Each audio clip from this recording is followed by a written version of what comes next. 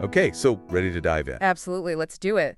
Today we're tackling Proverbs 31. Ooh, that's a good one. It is, right? It's one of those passages that people love to dissect and Sure. debate. Yeah. And we're going to be looking at specifically Proverbs 31, the virtuous woman, and King Lemuel's wisdom for this deep dive. Excellent source. Yeah, it's a really interesting one because it kind of mixes this practical advice with some really poetic imagery. Right. And it gives us kind of a peek into those values and ideals of ancient times. I think what's so interesting about Proverbs 31 is that we get these two sections, right? We get the advice from the mother to the son, Yeah. King Lemuel, A king. right? And then we get this portrayal of the so-called wife of noble character. Yeah, a king getting advice from his mom, you don't see that every day. No, not every day. But it's not your typical, like, be nice and be kind kind of advice. Not at all. It's pretty specific. Yeah. And, one of the things that she really warns him about is drinking too much, is overindulging in alcohol. And it's interesting because, we could just take that on the surface level of, like, personal moderation. Right. But she's really talking about how that can influence his judgment, right? Yeah. As a ruler. As a king, yeah. And the connection there between his habits and upholding the law, ensuring justice for all. Right, especially like the oppressed and the vulnerable. Absolutely, yeah. Yeah, so it really underscores just the weight of leadership and how personal choices really can impact the people that you're leading. That's good. It really makes me wonder, like, what would be a modern day equivalent of that kind of advice? Oh, that's a great question. Like what are some things that leaders today could maybe be tempted by that would really distract them from serving their people well? Very interesting. Something to think about, for sure. Yeah. But she doesn't stop there with the drinking. She also tells him to speak up for those who cannot speak for themselves. Defend the rights of the poor and needy. Yeah, she's really emphasizing that social justice piece, right? Absolutely, yeah. That comes up again and again, not just in Proverbs, but in all of the wisdom literature, or, in Scripture, that we see this emphasis on taking care of those who can't take care of themselves. Yeah, and that is a major theme throughout all of those books. Absolutely. So social justice, check, got it. Yes. But then he says this other thing that always kind of makes me scratch my head a little bit. Okay. She says, to avoid women who ruin kings. Right. What do we do with that? Well, I mean, it definitely requires a little bit of careful thought, right? When we think about the historical context. Right. Some people interpret it as a warning against political scheming and those who are trying to manipulate or undermine a king's authority. So it's not necessarily about women. Right, not women in general. But about anybody. Exactly. Trying to kind of take advantage. Exactly. Taking advantage, trying to manipulate, and exploit power. Regardless of gender. Regardless of gender, absolutely. Yeah, that makes a lot more sense. Yeah.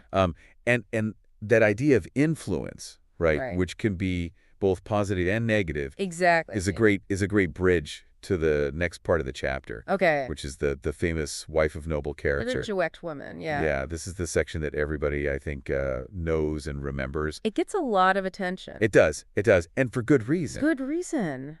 It's like this detailed portrait of the ideal woman, the ideal wife. Right. And it starts right off the bat with this line, "Who can find a virtuous and capable wife?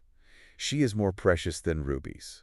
Boom, mic drop, right? Yeah, she set the bar high. Sets the bar so high. Right off the bat. It's incredible because it also establishes her value, right? Right. Not just in a sentimental, like, oh, she's so sweet kind of way, but almost like an economic.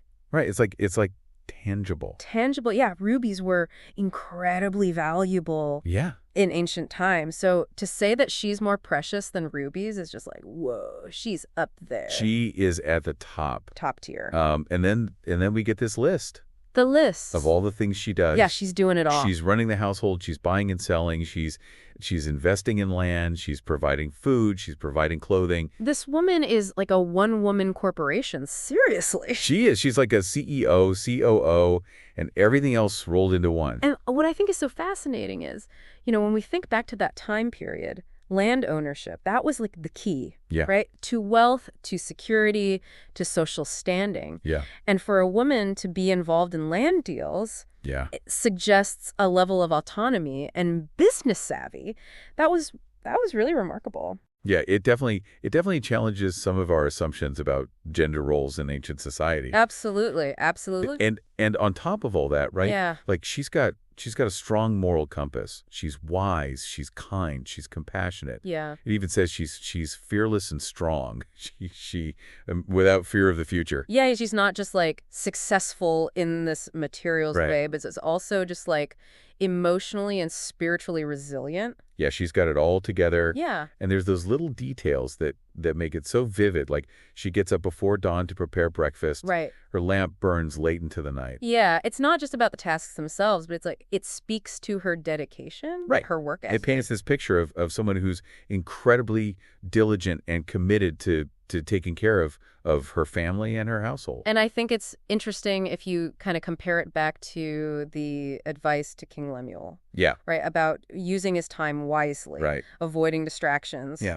It's almost like both sections Yeah. are emphasizing this importance of diligence and purpose. Purpose, yeah. Even if it's expressed in slightly different ways. Yeah, that's a really cool connection. Yeah. So we've got the king, we've got this wife of noble character. Right.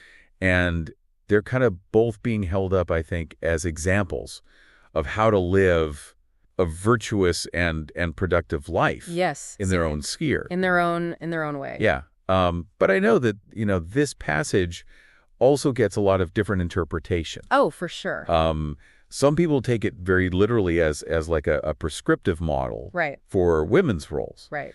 What are your thoughts on how to understand this passage? Yeah, I think while some people might see it as very prescriptive for women, Yeah. others, I think, are looking at the universal values Yeah. that it highlights, right? We talked about wisdom, justice, compassion, hard work. Right. Those are qualities Those are good for anybody. for anybody, right? Yeah. It doesn't matter your gender. It doesn't matter your time period. Okay, right. Those are valuable qualities. Yeah, so I mean, Proverbs 31, it's a lot to chew on, right? It is. It is. Even thousands of years later. Absolutely. I guess the question for us is like, what resonates most with you well, that's good. from this? What do you think is most challenging to maybe apply in a modern context?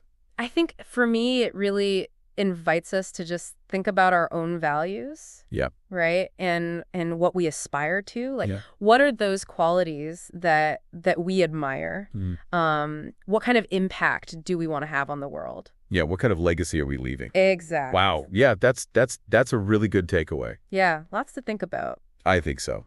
Well, thanks for taking this deep dive with me. Always a pleasure. It's been fun. Yes. And we'll catch everybody on the next one. See you then. Bye.